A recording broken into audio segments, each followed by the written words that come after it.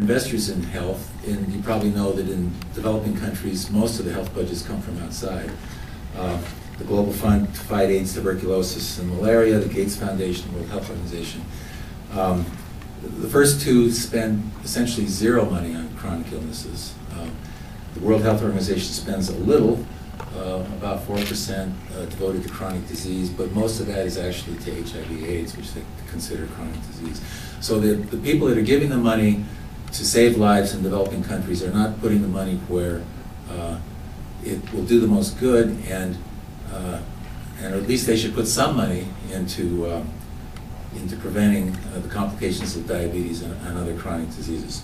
So with that introduction, I'll just tell you briefly about the studies, and then Kaushik will show you the results. So we raised about $600,000 3 or 4 years ago to do these studies.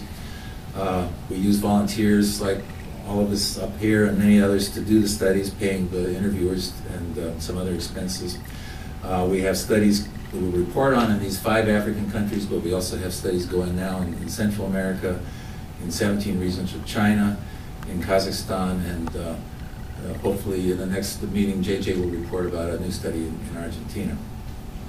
The basic design is to find cases, people with diabetes, and compare them to people that don't have diabetes who are the same age and sex. We use long 1.5 to 2 hour personal interviews to gather most of the data. How cases and controls were selected varied by the country depending on what data were available. I guess the main thing on this slide is all the data from all these studies will be posted on the internet for everyone to get access to as soon as we can.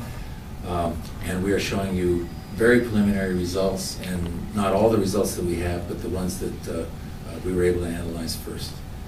So with that introduction, Kaushik, why don't you tell us what really happened and